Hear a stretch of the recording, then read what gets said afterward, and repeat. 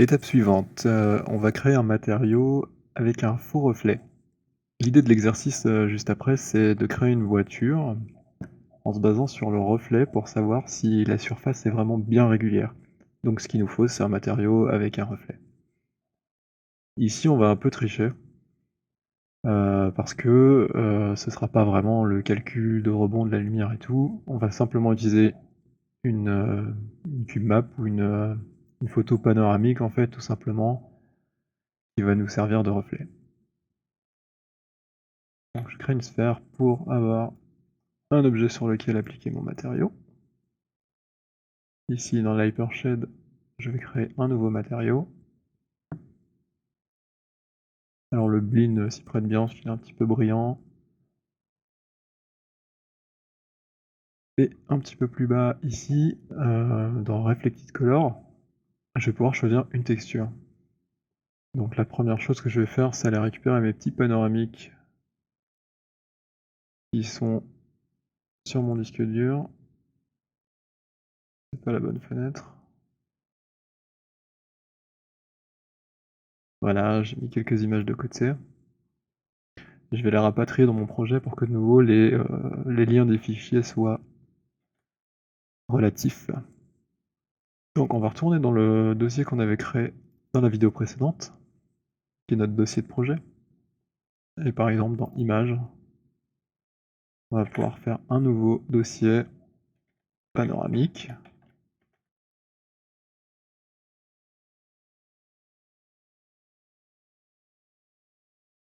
Et dedans ici, je vais coller ma sélection avec quelques images panoramiques.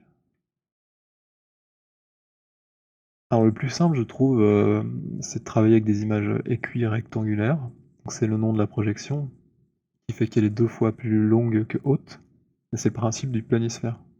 À la hauteur de l'équateur, on va avoir la vraie grandeur, et au pôle, on va avoir tout qui va être compressé. Celle-ci, je l'ai pas vraiment choisie au hasard. Elle comporte beaucoup de lignes qui sont parallèles sur le bâtiment originel. Bon, ici, forcément, elles sont déformées par la projection. Mais le fait que ce soit que des lignes rectilignes, ça va beaucoup nous aider plus tard à savoir si notre reflet, il est correct et bien régulier. Alors qu'une image comme celle-ci, où finalement dans le capot et dans le toit de la voiture on va voir que du ciel, elle va pas beaucoup nous aider. Parfois c'est chouette de changer quand même pour avoir une nouvelle impression. Donc voilà, ces images je les ai mis dans mon dossier panoramique qui est dans mon dossier nouvelle voiture. Et donc ici, dans mon Blinn, je vais pouvoir, dans la Reflected Color, choisir une texture. Alors comme j'ai dit, cette texture elle a un mode de projection particulier. Et ça correspond en fait à l'amphsphère. Donc on voit ici, il y a le petit rectangle en fait 2 fois plus long que large dont on vient de parler. Alors on peut utiliser des cubemaps et d'autres choses aussi. Donc voilà, là il me crée le mode de projection entre guillemets écui rectangulaire. Maintenant je vais pouvoir choisir un fichier. Je vais choisir File. Et ici, je choisis l'image. Alors on voit qu'il nous a automatiquement conduit dans Source Image, qui est un des dossiers du projet qu'on a créé juste avant. Alors nous on l'a mis dans Images, panoramique, et puis là on peut choisir celle qu'on veut. Par exemple celle-ci. Et donc, si on récapitule, on voit bien que notre chemin il commence à Images, et pas à C, utilisateur, machin, etc. Qui ferait que si on change d'ordinateur, eh ben en fait il retrouverait pas les textures. Et donc si on regarde la vue d'ensemble, on a notre matériau et tout son branchement qui est là.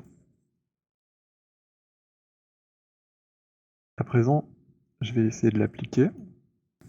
Donc on va afficher notre Blinn sur l'objet. Donc pour l'instant on voit pas grand chose, mais si je retourne sur le matériau, ici je vois que c'est Reflectivity, je peux l'augmenter, mais comme il y a rien qui change, je me dis que c'est peut-être ici les textures qui sont pas affichées, et c'est exactement ça.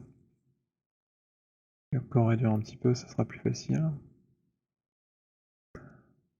Alors on peut choisir une couleur toute simple, par exemple du rouge, on va faire une carrosserie rouge.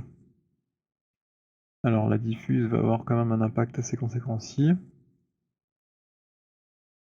Oui, on peut gérer la spéculaire. Alors moi j'aurais tendance à booster ça à fond. Là, c'est dans mes habitudes, hein, c'est ce que je préfère.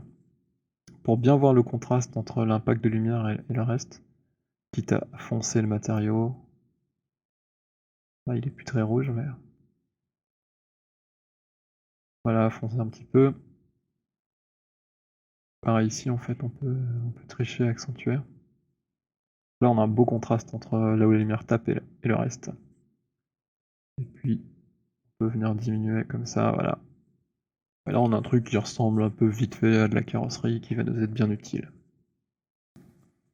Alors maintenant qu'on a notre beau reflet bien régulier et tout, l'idéal en fait c'est de le faire se déplacer sur notre surface pour bien voir les défauts. Il y a une façon assez simple de faire ça.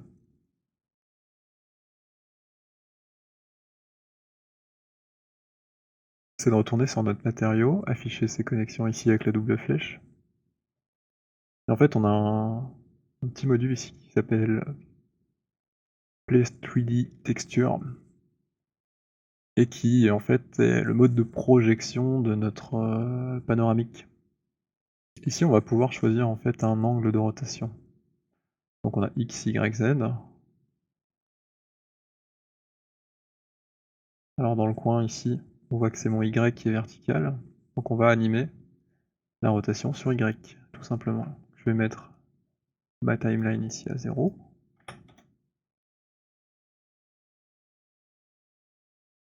Voilà. Et on va lui demander de dessiner une clé ici. Hop. Donc là on a mis une clé à 0, enfin 0 degré à autant 0. Maintenant je prends mon petit curseur et je vais au bout de ma timeline, à la frame 150. Je vais dire, ben, à ce moment-là, je veux que tu aies fait 360 degrés.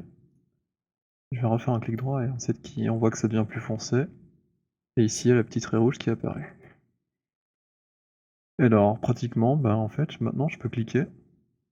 Et un peu comme dans un tas de programmes, faire tourner l'environnement.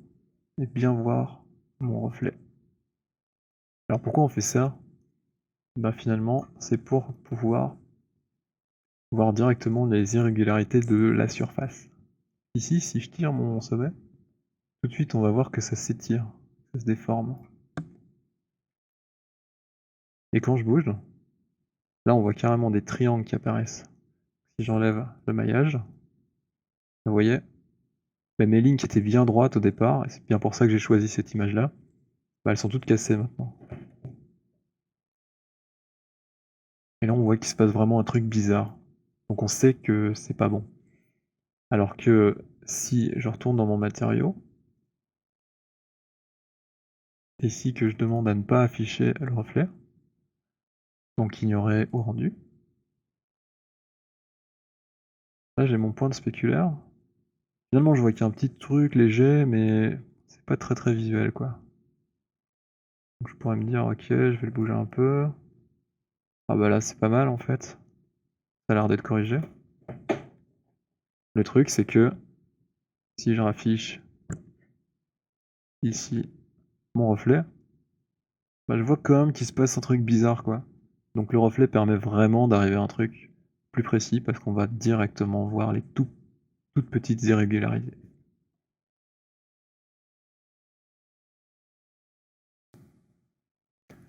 De la même façon, on pourrait se faire d'autres matériaux basiques entre guillemets qui nous seront utiles plus tard.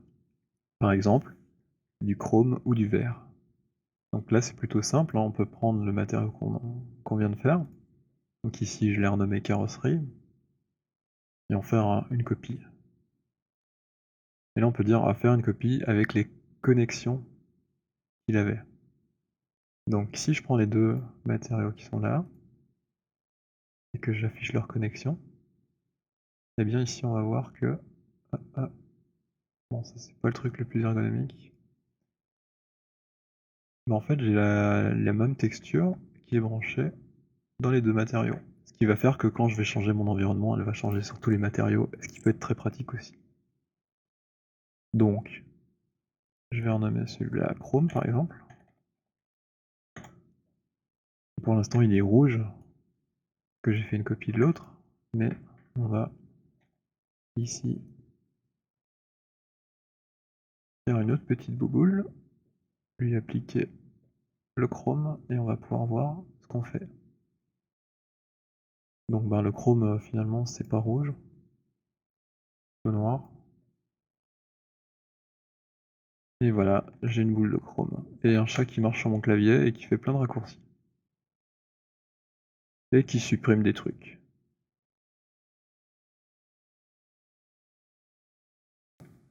Voilà, ouais. Après le petit incident avec le fauve qui fait des raccourcis clavier que je ne connais pas, on va faire la même chose mais pour le vert.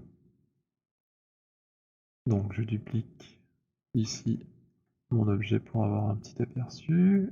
Et de la même manière, je vais choisir un des matériaux et faire un duplicate avec son petit réseau de nodes, de sorte que tout le monde sera bien connecté à la même cube map. Donc ben tout simple, je vais choisir ici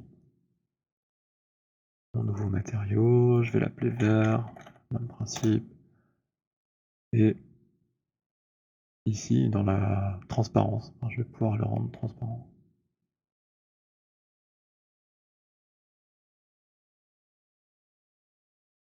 Voilà, alors pour prouver que ça fonctionne, maintenant on va choisir ici notre image. On peut choisir une autre image, par exemple celle-ci.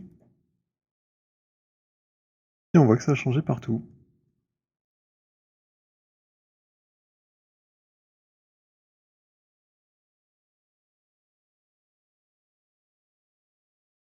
Et bien sûr, l'animation fonctionne toujours.